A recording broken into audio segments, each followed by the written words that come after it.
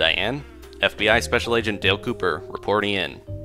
Just arrived in Gooseton, 11:59, right on the nose. A sleepy village. But today, there was a crime, and that crime is murder. The suspects, and even the victim, are unknown to me. But I'm here to find that out.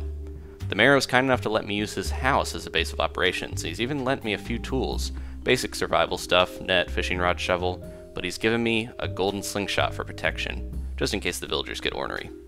I don't expect it'll come to that, but it never hurts to be prepared. The mayor's got a bit of mail, seems like a busy man. The FBI isn't in the business of going through others' things, though. We'll leave that to other departments. So I'm gonna head over here, and we're gonna go to the train site where the murder took place. I've spotted a cicada. I'm going to investigate further. We don't have these in the city. Very intriguing indeed. Anyways, we've arrived at the murder site. I'm gonna dictate my thoughts here as we investigate. It looks like an entry wound happened towards the train tracks, spilled out towards the trees here. I'm not sure what weapon could have done this. It's a very unusual spill pattern, but I'll have to look further. I'm gonna look around the area, see if the suspects are still in the vicinity. There's a message board here. I heard about this before I came. There's no police station yet, and they're fundraising to build one. So that's why they called me in. I had to figure this out and solve the crime for them until they can get their own investigation squad. The mayor has a lot of vanity projects, it seems. Flowers everywhere. Trees as far as the eye can see. I've never seen so many. Ooh! I've encountered what looks to be a walking leaf insect. I'm going to catch it, Diane. Alright, I got it. This net didn't fail me. Not sure what I'm going to do with this, but I'll hold on to it. I've always been a nature enthusiast, so it never hurts to, grab a bug when you see one. It might prove fruitful. Here's a villager, Diane. Ooh, he screamed at me. Jeez. Some type of eagle. I'll see what he knows about the situation. He wants to hang out, take me back to his place. Very suspect. There's another bird looking at me, too. This is very strange. He gave me a strange look and then walked off with a net in his hand very quickly. I'm not sure what he's up to. I'm gonna catch him. He's calling me Schmoopy. I'm not sure what that means. He's got a problem, though. He needs fruit. There's fruit all over the trees here. It is quite beautiful in this village. It escapes me why he can't just reach up and pick his own fruit, but maybe the villagers here are just too dependent on their mayor. Now there's a surveillance center located in the bottom corner of the village, and it seems that their information is being held, maybe fed to some higher body. Who knows? It could be helpful, but I'm not going to get anything from them. A tiny hamster seems to be oblivious to what's happening here, asking me for furniture in his room. He doesn't seem to know much about the investigation, so I'm going to move on. The eagle keeps following me. I've deputized him for now to help with the investigation, but I'm not sure what he wants or why he wants to lead me back to his house. Maybe he's got some clue. I found a suspect tent near the town square. I want to go inside, but the eagle doesn't seem to let me. He's really insistent about going home. Now there's another villager here that I'd like to investigate. She seems like she's blissfully ignorant of what's happened, talking about watering plants at a time like this, and French toast. Sounds delicious, but I can't get distracted now, Diane. I've got a murder to investigate. Headed to the eagle's home. We're gonna see what he has inside. Maybe he's got some type of clue. I only hope so, and I hope that this isn't some type of trap that he's laying for me. Quite an unorthodox way to live. A wagon, pillars, an open bonfire, inside of a house, and a torch. Very dangerous. I'll have to teach him a thing or two about fire safety before I've left, Diane. He's asking me to look around. Could these vague hints be leaded towards what the criminal has done and where they might lie? He's not used to have company over. He doesn't have anything to feed me either. I'm getting quite hungry. I think I'm going to leave. I've undeputized the eagle, and he's asking me about his house, but I just made pleasant small talk and told him it looked great, so we're going to move on. I wonder if there's a good place to eat around here. I had a bit of food before I arrived in Gooseton, but getting a little peckish now. I'm gonna head over to that strange tent, though, see what this is about. I assumed it would be illegal to pitch a unlicensed tent right in the middle of town square, but the mayor seems very lax on his rules here. It's an art dealer of some type. Luckily, I've been trained with the Bureau to spot counterfeits, so I'm gonna take a look at his wares here.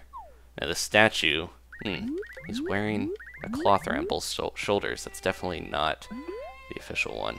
And that kabuki painting seems to be pointing. Definitely not standard issue. There's no bonnet on that one. This one seems to be actually an authentic painting. The Bureau has issued me 60,000 bells in pocket change to use per diem to spend in Gooseton. I'll spend a little bit just to donate this to the Mayor's Museum project. I know he's got a few vanity projects, and that's one of them. So just to show thanks to the mayor for letting me stay here in his house and giving me some supplies, I'm gonna, throw that his way. Hopefully the Bureau doesn't mind me using a bit of petty cash to buy an authentic art piece for the town, but I wanted to show my thanks. The police station seems to be not built at all. It's probably going to be quite some time before they have any authority here. I'm gonna head into the Roost, a cafe. Maybe I'll head back later and talk to that guy about his counterfeit art. Maybe clear out some of the ruffians in this town before I leave. A very nice cafe with soothing music. The cafe head barkeep seems a little cagey. He's not exactly sharing his thoughts with me. Maybe he'll open up if I buy a cup. Could always use a good, fine cup of coffee. 200 bells is quite a bargain. A nice hot cup of joe sounds great right now. Really revitalized me in this investigation, since I've hit a bit of a slump. None of the suspects or villagers seem to be very helpful. Always drink your coffee before it cools, Diane. Damn fine cup of coffee. And hot. Delicious. Feel like I've reached another state of being, Diane. Somewhere in coffee heaven. I found it. Here in Gooseton. If you ever stop by, definitely go to the Roost and have a cup. I try to interrogate the barkeep further, but he just tells me to sit down again like he's got further information. When I sit, he claims that I can't have any more coffee. Man, flip-flopping back and forth. Very worrying. Anyways, I'm very happy with the coffee that I received here, and maybe I'll head back again tomorrow before I leave. He's only serving 1 cup a day to each patron.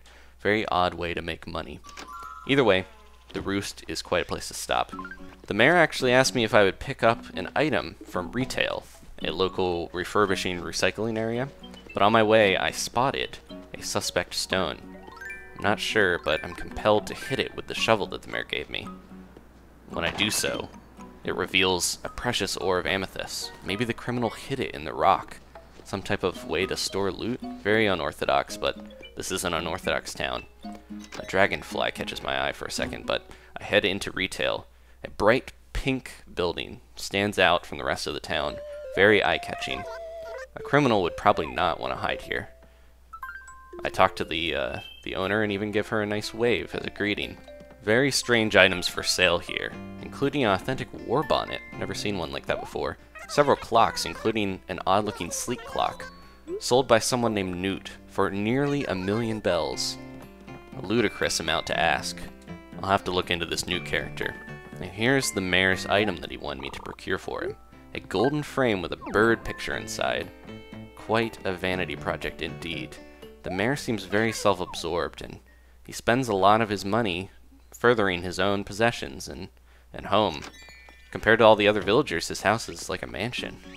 I wonder how much he actually spends on helping the town of Gooseton. Anyways, it's not my place to critique his style of government, so I'm gonna head over into Main Street. It smells sweet in Gooseton. Anyways, I'm heading in, and I've heard that there's a spot over here that is just beautiful if you sit on the bench at night. Well, maybe I'll have to return there later. But for now, I'm going into Club LOL, which I've heard stands for Laugh Out Loud.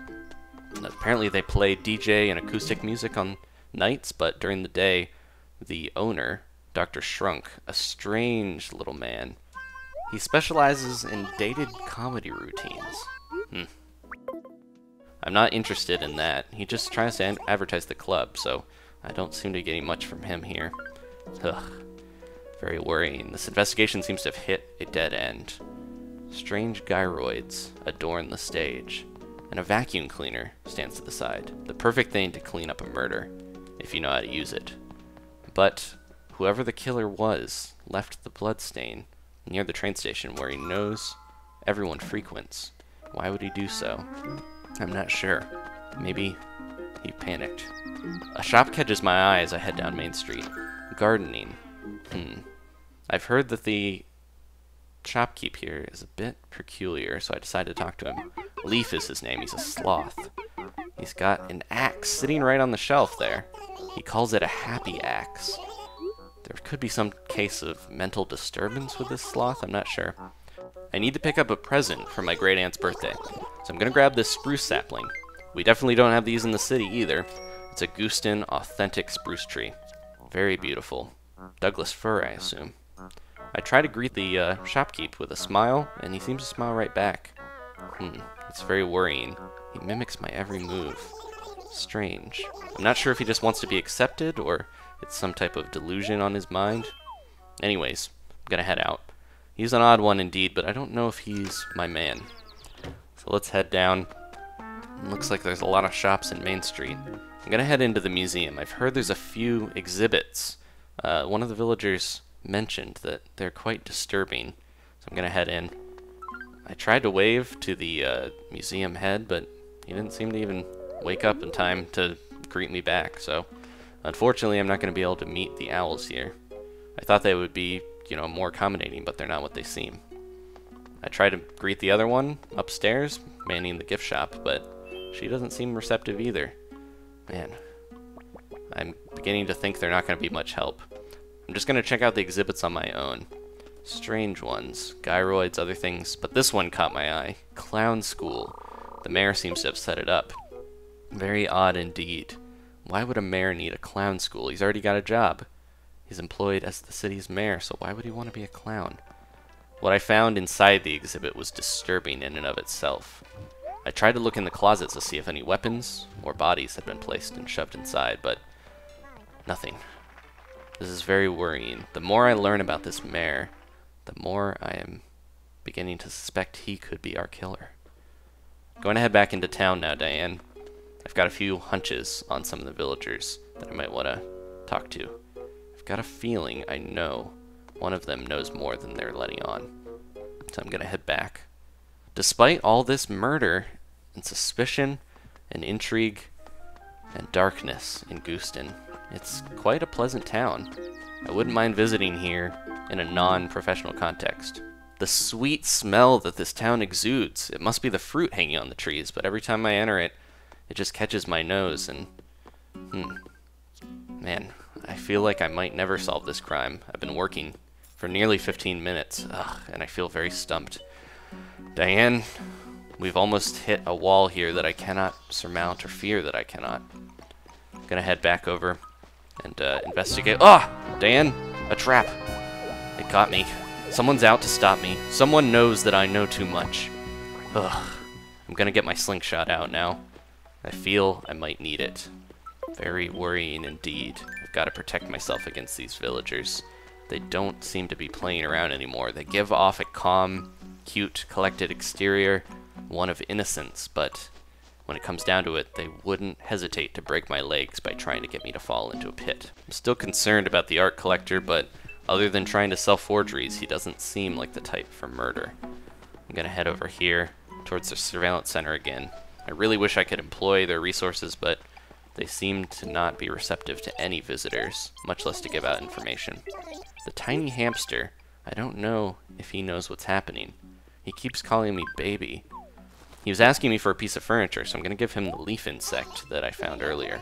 And maybe he'll enjoy it. Who knows? It just feels good to help out, even though that's not my job here. He keeps confusing me for the mayor. We look slightly similar from what I've seen in pictures, but the mayor seems to adorn himself in strange costumes like samurai armor and dresses as a frog occasionally. Maybe he's trying to disguise himself. The strange crane stork-like bird man seems to be wandering around. A piece of fruit. There's several hanging on a tree right near him. How dependent on the mayor are these villagers? He seems so lazy that he can't even reach up to peck a fruit. He's taller than I am even. Very odd. He keeps trying to talk to me while I'm trying to get him fruit. He won't give me a second to shake this tree.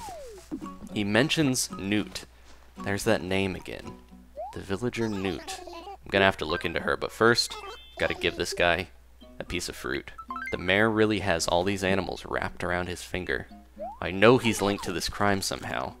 I just need to find hard evidence to connect him to it. Maybe I'll have to check out his house later. He's got quite a few weapons in there, some swords, different strange suits of armor and things. He's definitely capable of killing someone and covering it up since he runs this town. It looks like the stork has given me some type of imperial shirt. Could this be a hint? There is a panda living in the town. We were right next to her house when he gave me the shirt, but it seems to best be a coincidence. I'm gonna head back over here and check out this villager Newt's home. Strange indeed. A yellow roof, bright kitty walls, and a candied gingerbread door. Now, I'm not one to judge taste, but if she is the killer, she certainly has a twisted sense of design. Signs point towards maybe she could be a prime suspect. Her house is crowded, but looking past the telescope and shirt, I do see a murder weapon, a sword plunged in a stone, and also a deadly fugu, pufferfish. She might have used those to murder. But it didn't look like a sword wound, and if it was poison, there wouldn't be blood. So maybe this rules her out. I spot a chicken across the river. I'll have to question her. She seems to be walking a bit suspicious for my taste. She told me to cluck off. Strange. You'd think that she'd be more receptive to a police investigator. She talks about Tangy and Genji, two other villagers, having a strange relationship.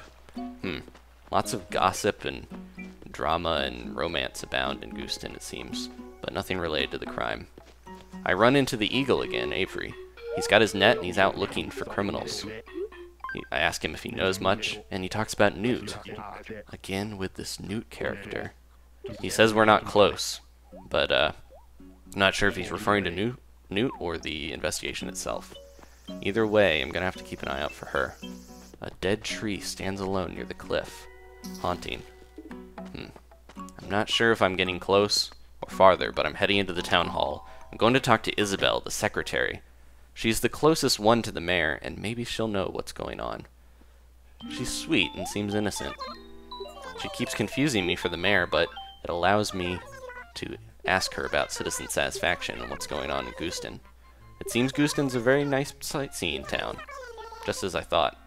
And everything seems perfect here on the surface, but underneath, there's something wrong.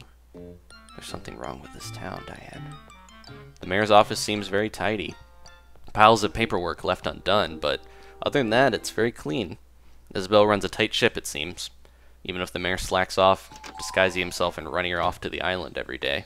I'm gonna head back to the murder scene one last time. That sweet smell of Gooseton, that familiar smell, I can't get it out of my mind. I smelled it around the train station. I smelled it again in Club LOL. I'm going to try something, Diane. I'm tasting the blood. What? It's jelly! Someone must have gotten scared from Dr. Shrunk and dropped a jelly donut. I've solved it, Diane. I've solved the crime. A surprising end to what seemed like a grisly murder. I quite like Gooseton, Diane. I hope this isn't my last visit.